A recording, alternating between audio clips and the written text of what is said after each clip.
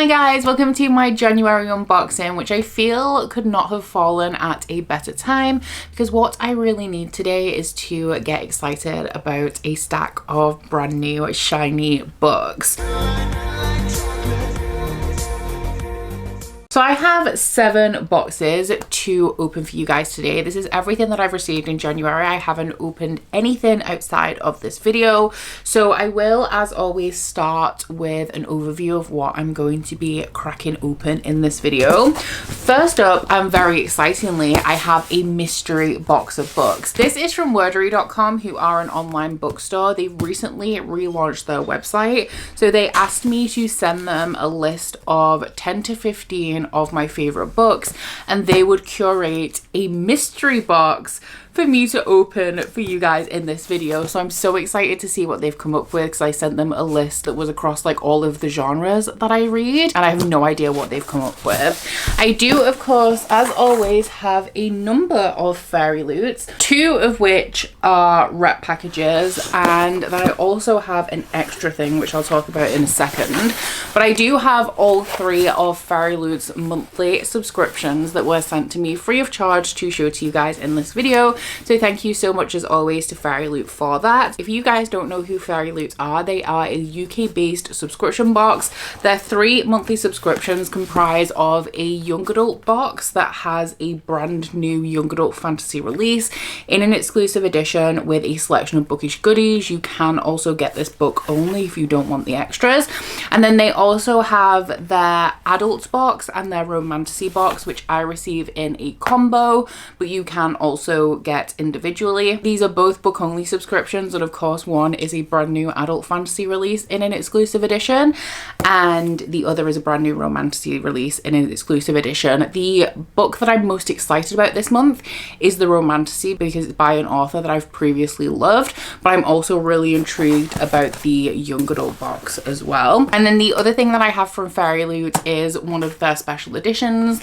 This is the Silver Elite, and it's actually not for me, it's for a friend. I ordered it as a gift, but while it's here, before I send it on, I thought that I would crack it open to show you guys how pretty it is. I also have some Illumicrate special editions of one of my favorite series of all time, and I'm so excited to see these in person because the mock-up of them looked amazing. This has my address on both sides of it, so I can't really, there we go, that's easier. This one is an arc from Bloomsbury of an upcoming Romantasy release that I'm really excited about. I think it's a really nice proof edition as well. And the last thing we have is my rep box from Lunar Bookish Flames candles. So they are a UK based bookish candle company.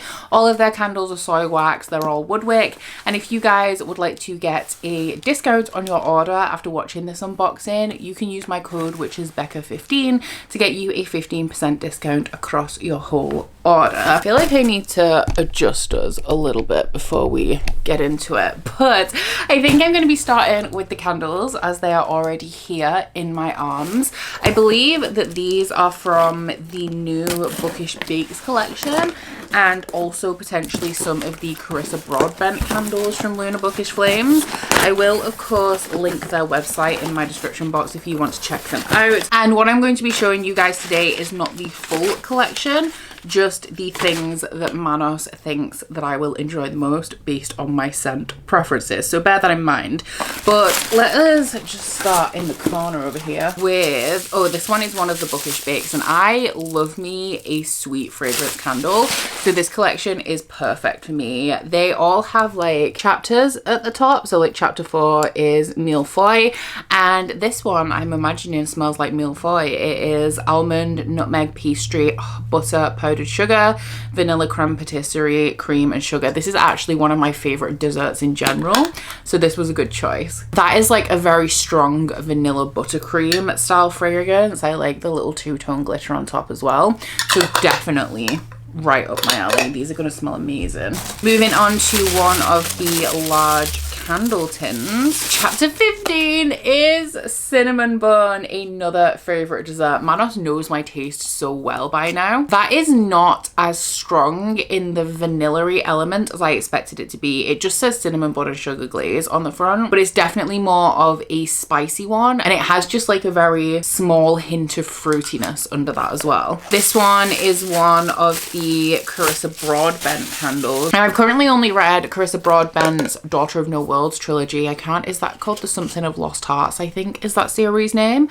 But this one is Atreus. I think that this is from the Serpent series, and the scent on this one is bergamot, incense, amber, cedar, vetiver, musk, patchouli, and vanilla. I'm expecting this one to be quite rich. It's kind of, is it incense? Yeah, I can smell the incense in here, but it also has a richness from like the amber underneath. Another one of the larger candle tins is, oh, another serpent candle. I think this one is Rain Ashraj, and this one's a little more fruity but also spicy. It has bergamot, mandarin, pear, spearmint, jasmine, spice, cedar, frankincense, patchouli, musk, amber, sandal, laudanum, and vanilla. Oh, that one is actually kind of light on the fruity and heavy on like the rich spiciness. Another great pick. Another one of the Bookish Bakes collection, we have chapter 2, Pan au chocolat. This one is of course pastry, vanilla, butter, chocolate, sugar, and creamy musk. Oh, that is like the chocolate in a pan au chocolat. It's like a bitter, dark, rich chocolate, not a creamy vanilla chocolate. I love that one. I don't actually know what my favorite one is at this point. Next up from Carissa Broadbent, we have Sivranage, and the scent on that one is sparkling champagne, quince, peony, freesia, amber, almond, sandalwood, and velvet musk. Oh, that one smells really luxurious. It is a little bit of a rich scent, but it's a little bit more fresher than the other Carissa Broadbent ones that we've opened so far. Oh, I know, I've heard of these guys. This is Rain and Araya. I think this is another serpent candle, and the scent on this one is citrus, pear, lemon, iris, jasmine, orange blossom, violet, musk, amber, patchouli, vetiver, and vanilla. Oh, I love that one. This reminds me of an old night court candle or a Reese candle that I got from Meraki Candles like years and years ago. That's like so clean and crisp and fresh, but also once again has a little bit of depth to it. The last one I think of these small candles, because the last thing I have in here looks like a wax melt. It's another one of the Bookish Bakes. Although surprisingly, I think that Rain and Orion candle has just surpassed the rest in terms of being my favorite. This one is chapter 12, Milky Coffee, and the scent is coffee beans, milky coffee, and sugar. Ooh, that smells like instant coffee specifically. Like that's giving Nescafe. And then the last thing, which as I predicted is a wax melt, it is Silena. Oh, and it's fruity. It's cherry, raspberry, blackberry, rose, peach, blackcurrant, and vanilla. I actually really like Lunar Bookish Flames wax melts as well. They're really strong. Ooh, that is very fruity and also a little bit tart, but also smells like blackberries like freshly picked, weirdly, and I don't know how to explain why I'm getting that vibe. So I do think I love all of the Bookish Bakes. I think my favorite one of the Bookish Bakes is Mille-Feuille, but I think my favorite candle overall was surpassed right at the end there by Rain and Araya. I love that one. My favorite scents are sweet scents, but also like more rich scents with a base of like amber and vetiver as well. So do of course remember that if you would like to get any of these candles for yourself or anything else from either of these collections or anything from Lunar Bookish Flames in general, you can use my code Becca15 to do so, and the link will be in my description box. Should we do the Illumicrate? I honestly don't know where to go next. Yeah, sure. Illumicrate, why not? So this is their 10-year anniversary edition of the Villains duology by V. Schwab, and I've only just realized that these are short hardbacks. I really thought we were getting full-size hardbacks, which I mean, it's fine because the ones that I have are already short hardbacks, because I have the regular, are they like collector's editions ones that they released? Just like the regular covers, but it is a small hardback. I was really hoping that I would have a big hardback of this. And honestly, that is my bad for not checking that before I ordered these. I'm also really hoping that they publish the third book, which is out later this year, in this edition as well. I know they just put out a sequel interest form, but I would be very upset if I did not have a matching edition of these. Which one's Vicious? I think it's this one. Oh, I don't know if I knew this, but they have the clear plastic jackets on them. I love these. I think that they just look amazing. And I also, you know me, I love a nice printed hardback. And I also love like a landscape printed hardback. I'm so glad I ordered these. I do wish that they were like a normal hardback size, but I also have no regrets. I will put the original cover or covers of this series, because they're both very similar, on screen so that you guys can see the difference. I'm pretty sure I just showed you the edge. I'm getting way ahead of myself. We also have custom end pages in here. Is it signed? Not that I actually care that much whether books are signed. No, actually it's not. And we have different end papers on the other side. But this duology is following Victor and Eli, who were best friends in college, but they are now arch nemesis. So when they were in college, they discovered that if you have a near-death experience, you can develop a superpower. So there's people in this world called Extraordinaries that do have these abilities, but Victor and Eli go through a process of killing each other and themselves and reviving each other and themselves to acquire these abilities. And when we start this book, Victor and Eli haven't spoken to each other in a very long time. I think it's Victor who is coming out of prison for something that we don't really know very much about at the beginning of this series, and he has a score to settle with Eli, so he's hunting him down to kill him. You guys know that my track record with V. Schwab is very spotty, but I think that this series is my favorite thing by her. Vicious, Vengeful, and Addie LaRue are my absolute favorites. Everything else is pretty middle of the road for me, but Vengeful is even more beautiful. I love it. I am obsessed. These naked hardcovers also remind me of Nevermore, which is one of my favorite kind of hardcover designs I've ever seen. We also have the edge on here. Do they match? Don't think so. Which way is... Oh, they do. The only problem is though is that they match backwards, right? Are they supposed to match? Because it definitely looks like they line up, but that's the wrong... Because if I had them on a shelf, but I suppose... Okay, no, it makes sense, because if I had them on a shelf, I would have them this way. But then if I actually had them backwards, I would have them this way, right?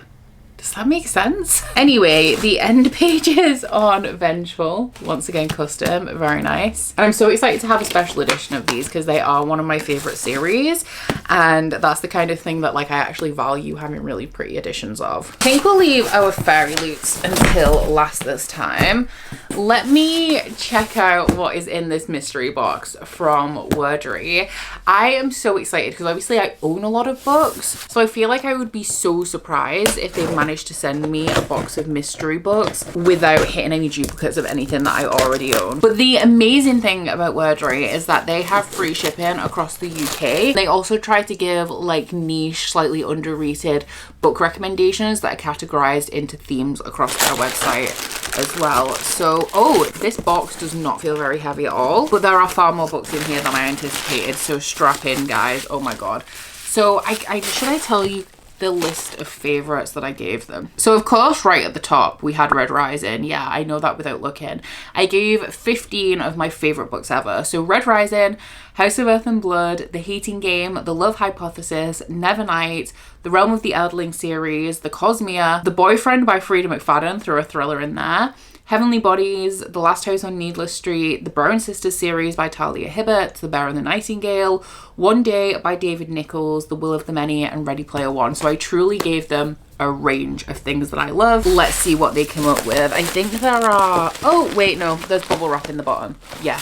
So there's 4 books in here. Okay, I wonder if I can guess what recommendation is based on. Okay, yeah, first up we have Jade City by Fonda Lee, which is a series that I've read and I did really enjoy this one. This is one where there is a substance called jade, which is like a drug that circulates on this island, and it's following 2 warring gangs who both deal in this substance. And the relationship between these 2 gangs has always been tense, but things really ramp up and come to a head and put them into an all-out feud. This to me read a little like a speculative look at what the world may actually look like if this jade substance was real. And the characters really grew on me throughout the series because we're following a family, but I think I enjoyed the plot more in book 1, so great recommendation based on my favorites. Oh, I think I've heard some pretty good things about this. This is The Snow Child by Eowyn Ivy.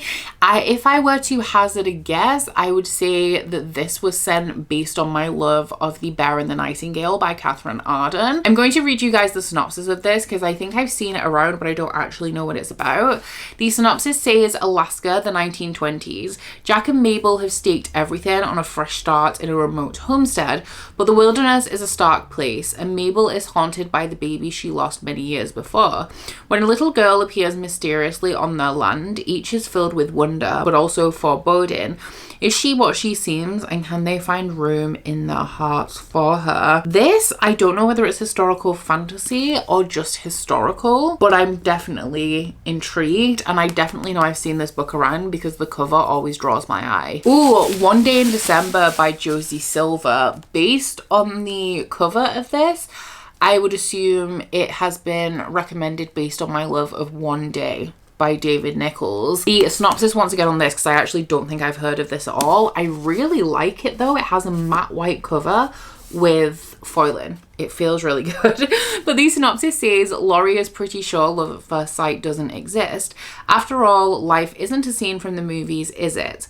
But then through a misted up bus window one snowy December day, she sees a man who she knows instantly is the one. Their eyes meet, there's a moment of pure magic, and then her bus drives away. Laurie thinks she'll never see the boy from the bus again, but at their Christmas party a year later, her best friend Sarah introduces her to the new love of her life, who is of course the boy from the bus.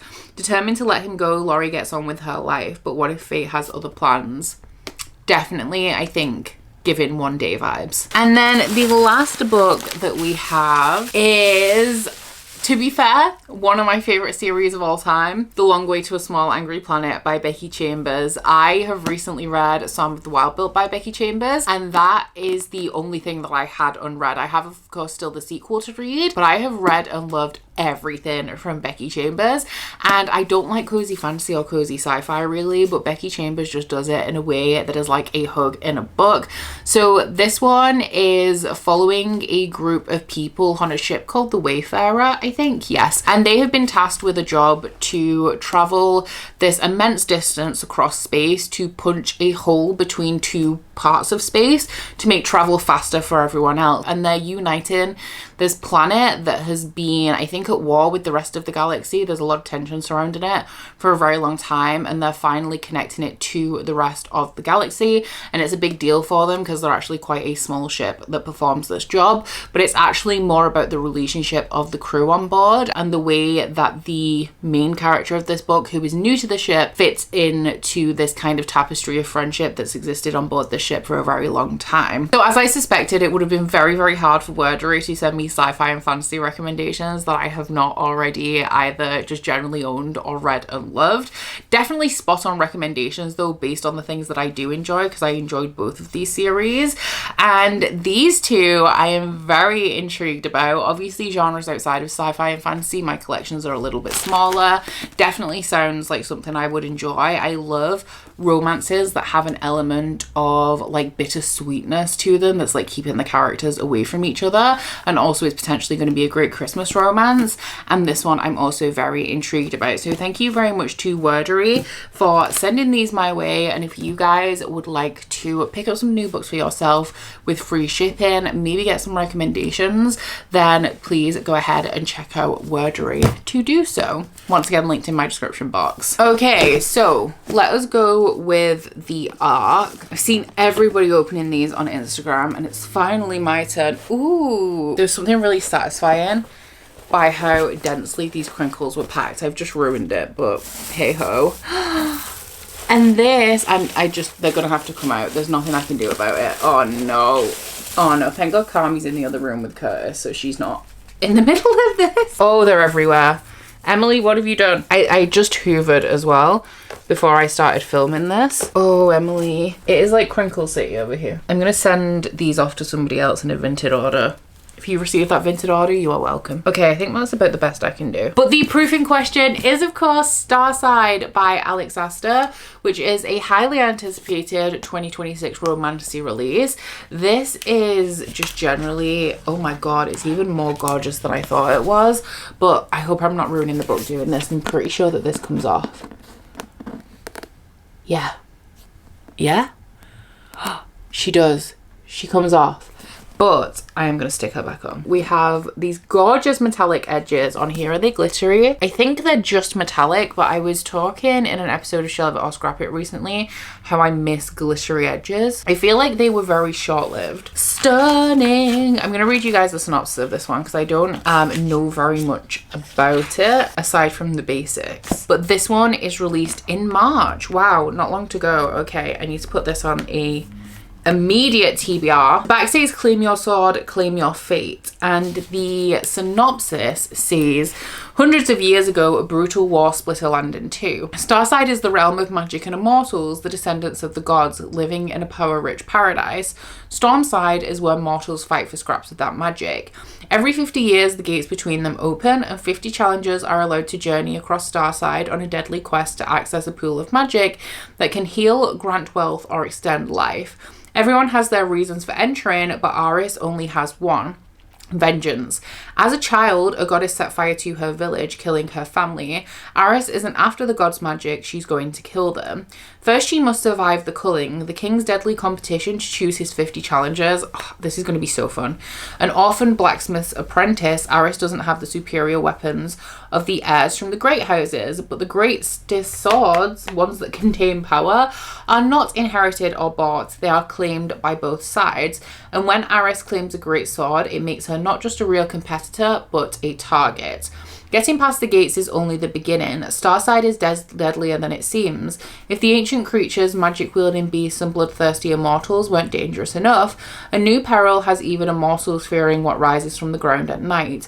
With a blade most would kill to claim, Aris can't trust anyone, especially not Harlan Raker, the merciless and mysterious Kingsguard, obsessed, who betrayed her years ago and who may now be the key to her survival.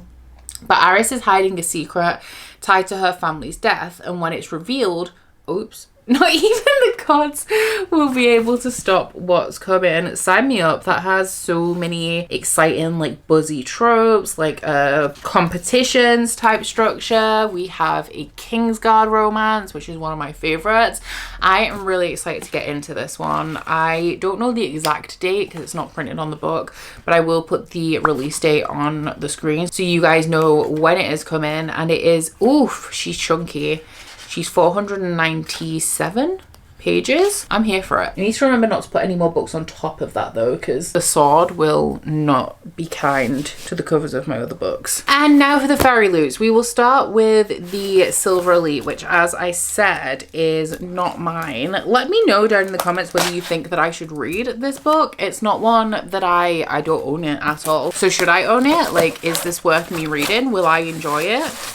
Let me know down below. But this is the Fairyloot special edition. I will of course overlay the original cover over the top so that you guys can see the difference.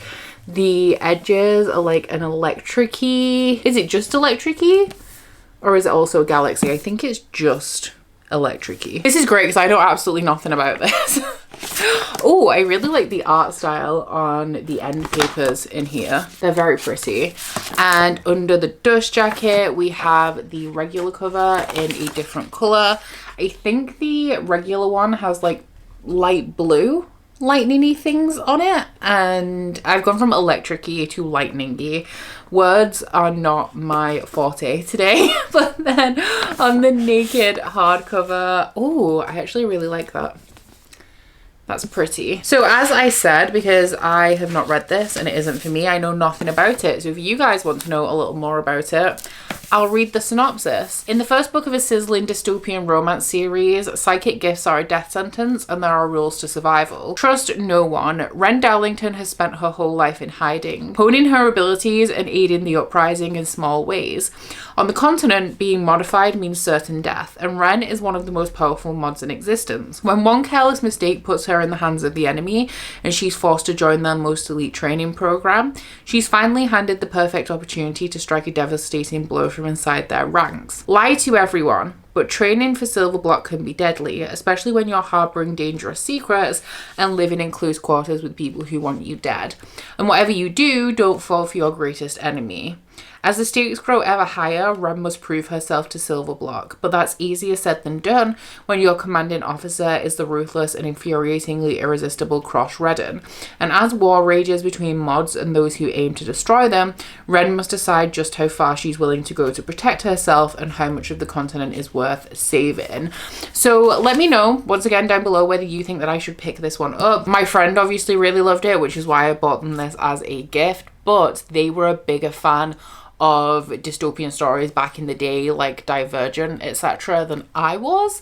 So I don't know whether it's something I should pick up. Next up, I think we're going to do the combo bar. I'm so excited to see the Romantasy. I don't actually know what it's about. I just know it's an author that I've really enjoyed in the past. But the first book that we have is indeed the Romantasy book. And the theme for this month is Mirrored Fate. And the book is The King of Ravens by Claire Sager. So I've read I can't remember what the series is called, but the Kiss of Iron, that trilogy by Claire Sager, and I really enjoyed it.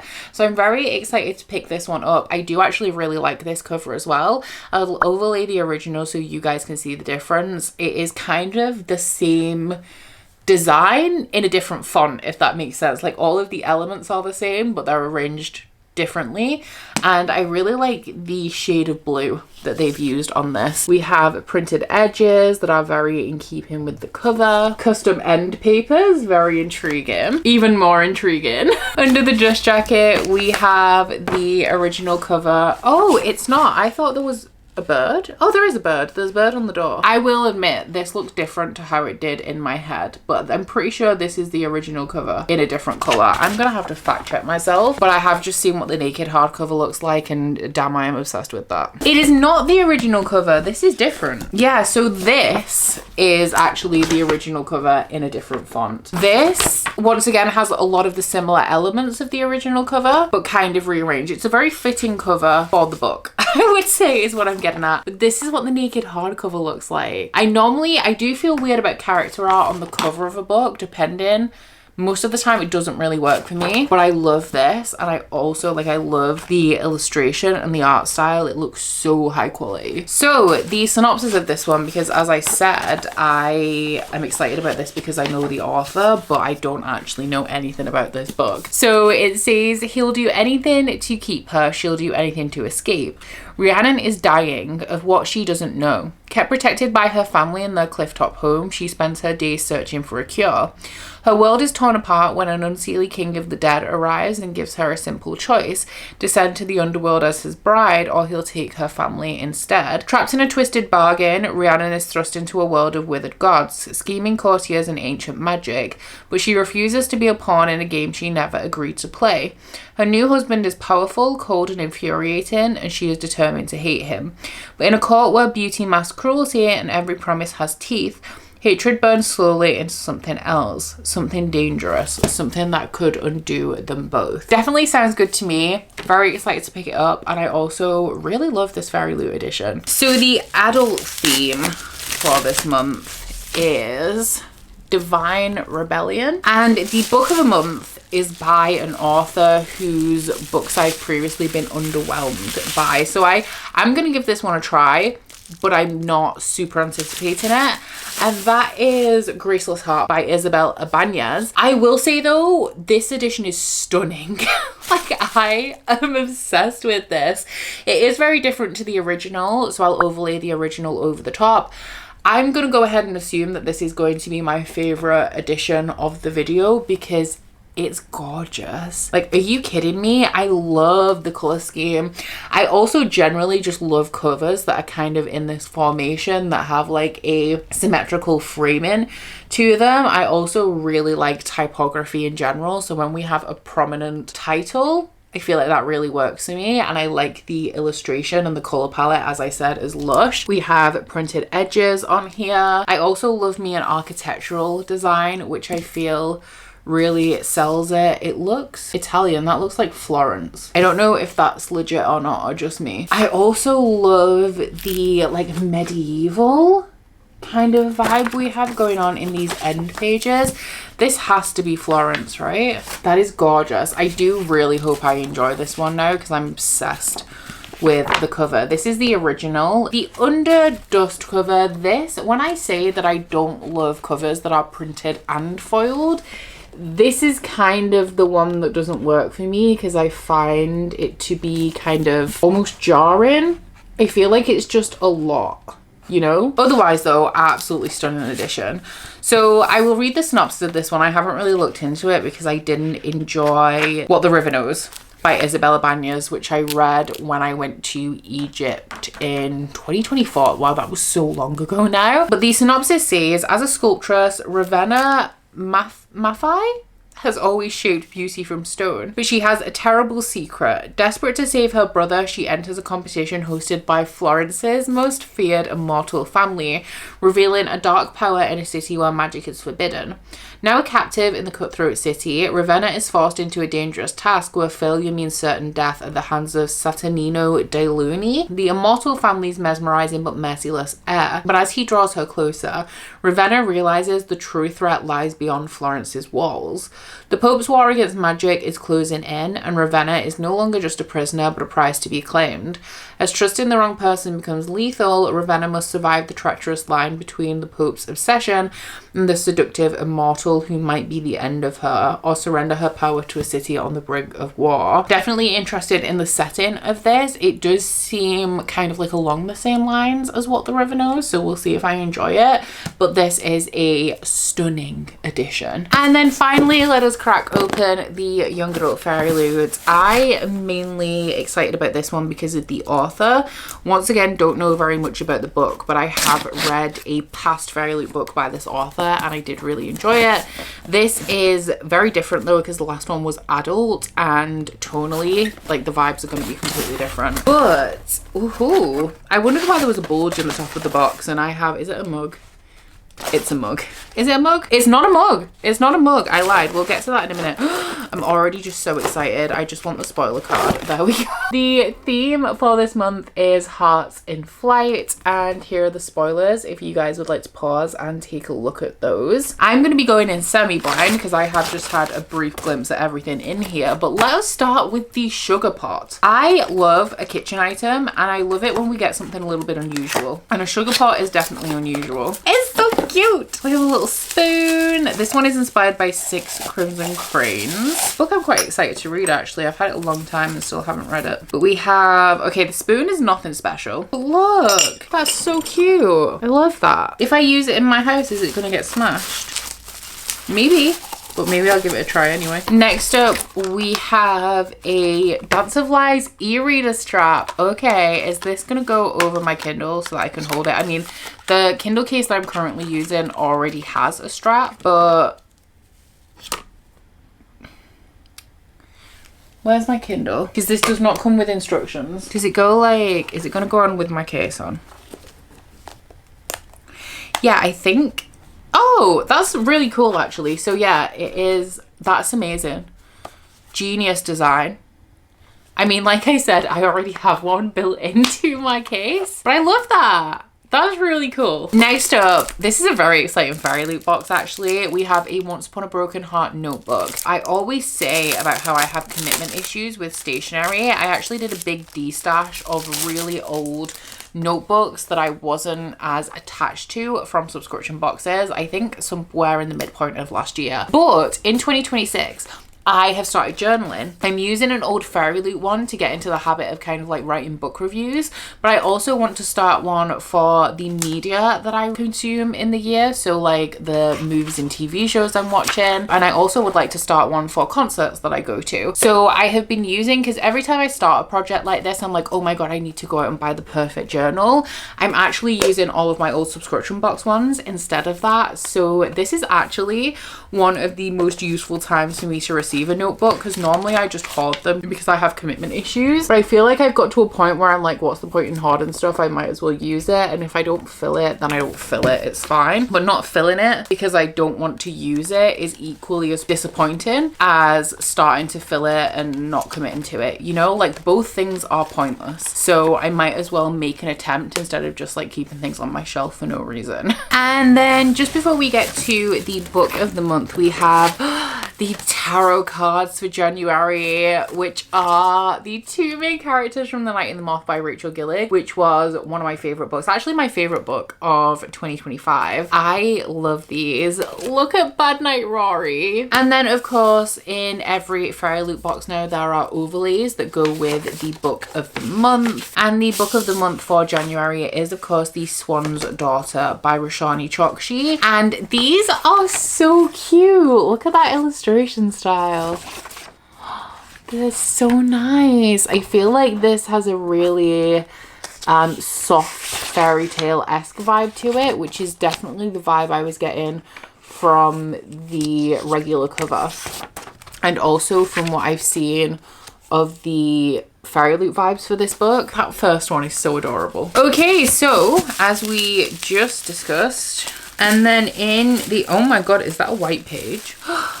Shocking. In the bag with the book we have this month's spoiler card bookmark, and I'm really intrigued to the white edge. I'm guessing it matches the other side, but the book of the month is of course The Swan's Daughter by Roshani Chokshi. This is like super old school. This reminds me of something that is from the era of flower fairies. Do you remember those? Was that an early 2000s thing? I'll see if I can put a picture of one on the screen, but that is definitely giving me flower fairy vibes. I'll overlay the original cover so you guys can see the difference. This is very, very different, and the edges are very much matching the cover of this one. Ooh, as usual we have custom end papers. I particularly like the way the foiling plays into this design. We have a different image on the other side under the dust jacket. Oh, I like this. We have the, I'm pretty sure that is the original UK cover in a different colorway.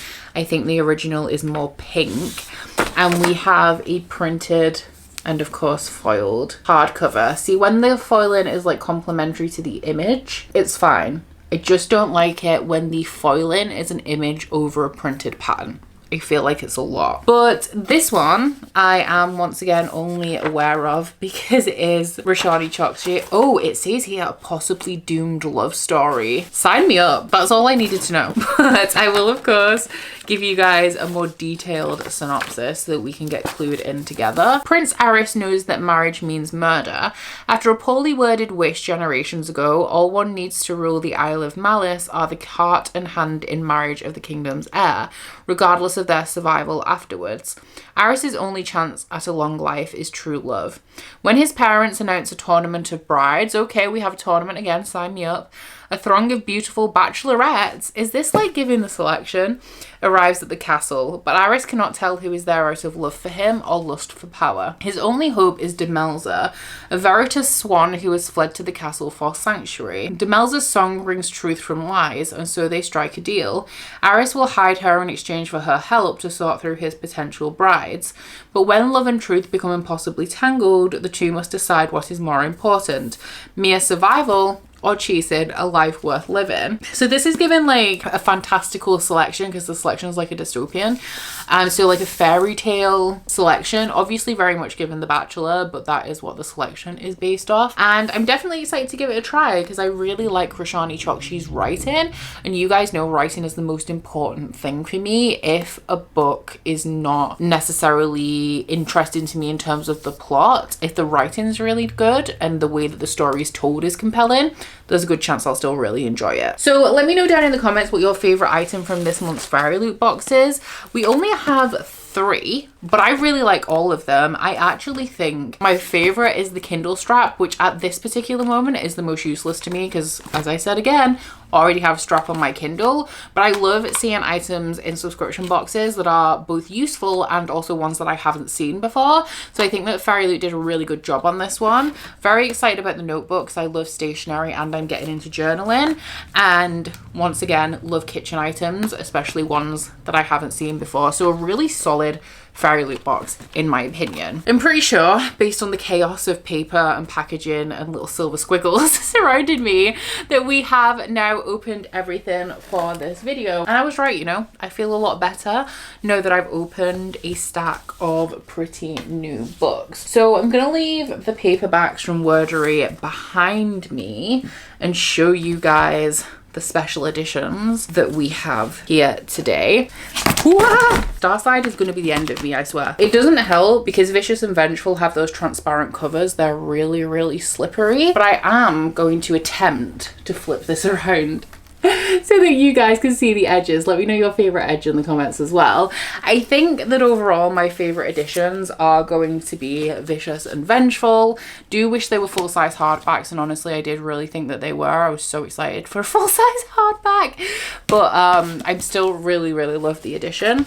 And aside from those, the Graceless Heart is my favorite. I love the composition and I love the color palette. So once again, a big thank you to everybody who sent me something that contributed towards this unboxing. Down in my description box, as usual, you will find a link to all of the subscription boxes or all of the websites that were featured in this video, along with a link to their social media and any discount codes that I may have for you guys. But aside from that, guys, I do hope you enjoyed this unboxing. If you did, please don't forget to like if you liked it and subscribe if you wanna. If you head into my description box, you will also find a link to my Goodreads, my Instagram and my Patreon if you want to follow me on any of those. But that's it from me today, guys. Bye. Oh, you bite your friend like chocolate. You say you're go and nobody knows, with guns hidden under our petticoats. We're never gonna quit it, no, we're never gonna quit it, no.